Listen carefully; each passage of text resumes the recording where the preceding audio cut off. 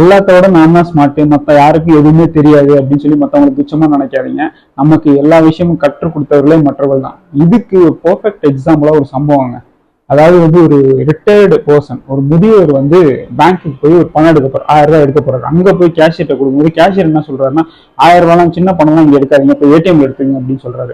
அதுக்கு அந்த முதியவர் வருத்தப்பட்டு, என்ன தம்பி 1000 ரூபாய் கொடுக்கறதுல உனக்கு என்ன கஷ்டம், சரி என் அக்கௌண்ட்ல எவ்வளவு இருக்கு, அந்த அக்கௌண்ட்ல இருக்கிற பணத்தை ஒரு 1000 ரூபாய் மட்டும் வச்சுட்டு மீதி பணத்தை என்கிட்ட கொடுத்துரு, பெரிய பணம் எடுக்கலாம்னு சொன்னீங்கல்ல, சரி கொடு அப்படின்ற மாதிரி கேட்கிறாரு. அதுக்கு அந்த கேஷியர் சிஸ்டர்ல பார்த்துட்டு, உங்க அக்கௌண்ட்ல 80 லட்ச ரூபாய் இருக்கு ஐயா அப்படின்ற மாதிரி சொல்றாங்க. ஆனா இப்போதைக்கு 80 லட்ச ரூபாய் பேங்கால கொடுக்க முடியாது, சுத்தமா பேங்க்ல காசு இல்ல, வேணா நாளைக்கு வேணா அரேஞ்ச் பண்றேன், இன்னைக்கு உங்களுக்கு ஒரு 10 லட்சம் மட்டும் கொடுக்கலாம் அப்படின்ற மாதிரி சொல்றாரு. அதுக்கு முதியவர் சரி 10 லட்சம் கொடுங்க அப்படின்னு சொல்லி காசுல எழுதி கொடுக்குறாரு. நம்ம கேஷியரும் போய் உள்ளார வாழ்த்துக்குள்ளார போய் அந்த 10 லட்சத்தை எடுக்க போறாருங்க. அப்ப பாத்தீங்கன்னா இந்த முதியவர் ஒரு பணம் கட்டுற ஸ்லிப் எடுத்து ஏதோ எழுதிக்கிட்டு இருக்காருங்க.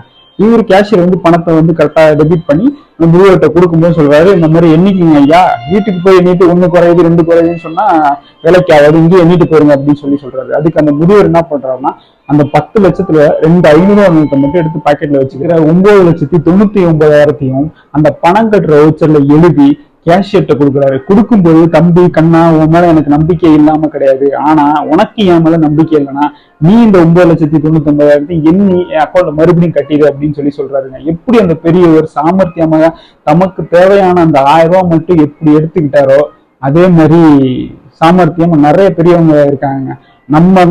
நமக்கு தான் எல்லாம் தெரியும், பெரியவங்களுக்கு ஒன்றும் தெரியாது அப்படின்னு நினைக்காதீங்க. அந்த பெரியவரோட செயலை பார்த்தீங்கன்னா, நான் உன்னை விட பெரியவனை எவ்வளவு பார்த்திருப்பேன் அப்படிங்கிற மாதிரி காட்டுதுங்க. அதாவது என்றைக்குமே பெரியவங்கள துச்சமா நினைக்காதீங்க.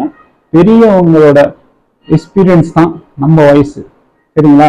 ஸோ எப்போதுமே பார்த்தீங்கன்னா பெரியவங்களை தப்பா எடுக்காதீங்க. அதே மாதிரி எனக்கு தான் எல்லாம் தெரியும், நான் தான் எல்லாத்தோட பெஸ்ட்டு, எல்லாம் தெரிஞ்சது நான் தான், எல்லாத்தோட ஸ்மார்ட் நான் தான் அப்படின்னு சொல்லி என்னைக்குமே அடுத்தவங்களுக்கு துச்சமா நினைக்காதீங்க.